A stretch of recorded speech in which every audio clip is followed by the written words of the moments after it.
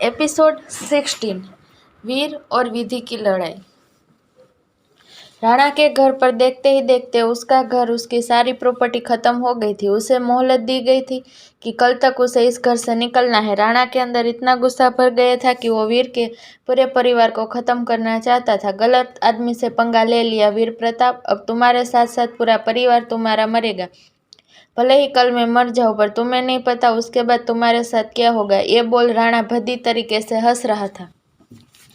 वहीं दूसरी ओर वीर के कमरे में पता नहीं पर विधि को बहुत घबराहट हो रही थी, जो जाकर बालकनी में खड़ी हो गई। वीर जब वॉशरूम से निकला और विधि को अपने आसपास ना देखकर वो बालकनी में देखने पहुंचा तो विधि उसे बालकनी में नजर आई। वीर पीछे से जाकर विधि से लिपट गया। विधि ने अपनी आंखें बंद कर ली। वीर ने विधि की खुशबू को अपने अंदर समा लिया और विधि के गले पर किस कर बोला, क्या सोच रही हो। विधि पलटी और वीर की आंखों में देखते हुए बोली, कुछ भी नहीं, बस ऐसा लग रहा है कुछ बुरा होने वाला है।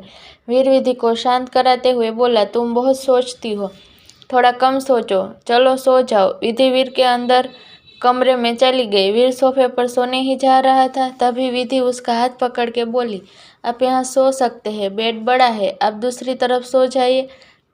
वीर उसकी बात सुनकर बेड पर बैठकर विधि को उठाकर अपनी गोद में बैठा लिया।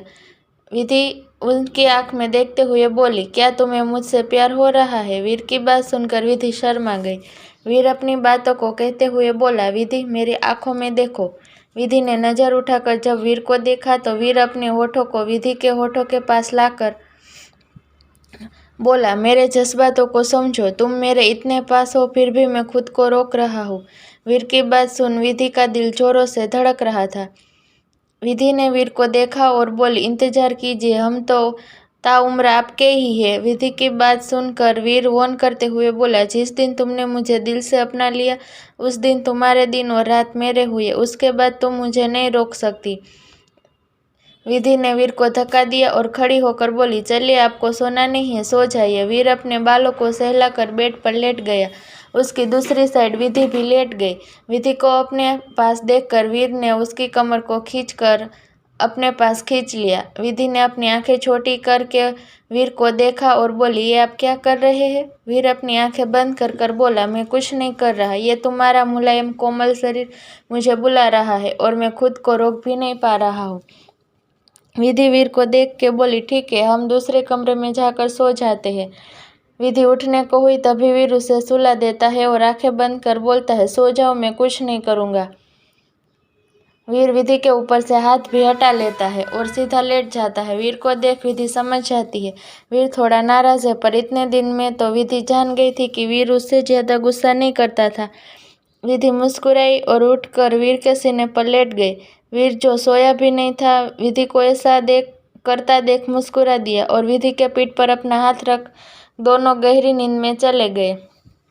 अगली सुबह वीर पहले ही उठकर मंदिर चला गया था। पूरे उदयपुर को पता चल गया था कि आज वीर राणा को मारने वाला है, पर वहीं विधि को इसकी भनक तक नहीं थी। घर में सबको यह बात पता थी, पर किसी ने विधि को नहीं बताई। सुबह ही सब मंदिर जा रहे थे। वीर ने पहले ही बहाना बनाकर चला गया था और सभी घरवाले को मंदिर जाता देख विधि बोली, मासा क्या हम भी मंदिर चले। श्रीमंत जी विधि को बोले, बहू आप नाश्ता बना लीजिए, वीर भी थोड़ी देर में आ जाएगा। विधि ने भी ज्यादा कुछ नहीं कहा, सभी वहां से निकल गए। दूसरी ओर मंदिर में इतनी भीड़ थी। आज माता के मंदिर की पूजा वीर ने की थी। उसने बस आज एक धोती पहनी थी। पूजा कर वीर नदी के पास आया और देखते ही देखते वहां भीड़ बढ़ गई। पास में खड़ा राणा वो गंदी तरह से मुस्कुरा कर बोला, हुकुम शाह, यहाँ की लड़कियों की इज्जत के लिए लड़ रहे हो ना। याद रखो, जिन लड़कियों के लिए तुम लड़ रहे हो, अगर आज तुम यहाँ पर मर गए तो हर रात मेरे कोठे पर गांव की एक एक लड़की होगी, उनमें तुम्हारी बहन और बीवी भी आती है। सुहानी और विधि को बीच में आता देख अर्जुन, रिवान, रूहान भी आगे आए। तभी वीर ने तीनों को हाथ दिखाकर रोक दिया। श्रीमान जी गुस्से से बोले, वीर ये आदमी आज मर जाना चाहिए। तभी सारे गांव वाले चिल्लाकर बोले, हाँ इसे मार दो। रूहान ने वीर के हाथ में 2 तलवार दी। वीर ने एक तलवार राणा के हाथ में दे दी। लो, मुकाबला बराबरी का होना चाहिए। दोनों ने तलवार निशाने पर रखी। भले ही वीर विदेश में रहा था, पर उसने तलवारबाजी, घुड़सवारी सब सीखी थी। दोनों लड़ना चालू करते हैं। मुकाबला बराबरी का हो रहा था, लेकिन मौका मिलते ही राणा वीर के दाहिने हाथ को घायल कर देता है। वीर के हाथ से खून बहने लगा। राणा ये देख बहुत खुश होता है, पर हजारों की संख्या में लोग वीर के लिए प्रार्थना कर रहे थे। यही वीर के चेहरे पर एक मुस्कान होती है। काफी देर तक लड़ने पर जब वीर राणा की कमजोरी पता चलती है, तो वीर तुरंत ऐसा वार करता है जिससे राणा के हाथ के सारी उंगलियां कट गई और 5 उंगली गिर गई।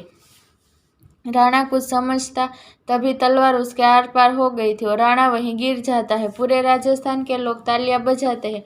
वीर सभी को देखता है, सब खुश थे, पर तभी उसे हरी साड़ी में एक लड़की आंखों में आंसू लिए खड़ी थी। वीर विधि को यहाँ देख चौंक जाता है। विधि गुस्से में वहां से चली जाती है।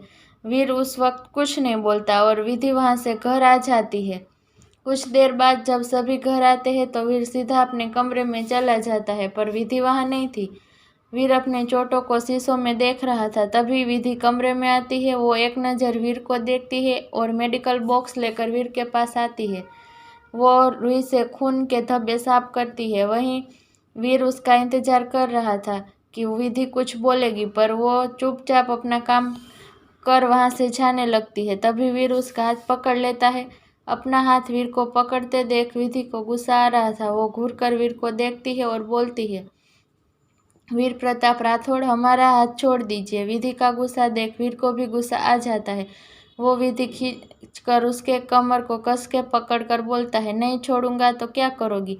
और किस बात पर तुम्हें इतना गुस्सा आ रहा है? उस इंसान को सजा मिलनी जरूरी थी। विधि वीर की आंखों में देख के बोली, क्या आपको एक बार भी हमें बताना सही नहीं लगा? ये फैसला मेरा था और इसके लिए मुझे किसी से पूछने की जरूरत नहीं है। विधि ने कड़वी मुस्कान दी और बोली, सही कह रहे हैं आप, आपको किसी से पूछने की जरूरत नहीं है। वैसे भी हम है ही कौन? विधि वीर की आंखों में देख के बोली, एक काम करेंगे हमारा, हमें तलाक दे दीजिए, कभी आपसे कोई सवाल नहीं करेंगे। विधि की बात सुनकर वीर को एक झटका लगता है। तो आगे इस स्टोरी में क्या होता है जानने के लिए सुनते रहिए प्यार दिलों का।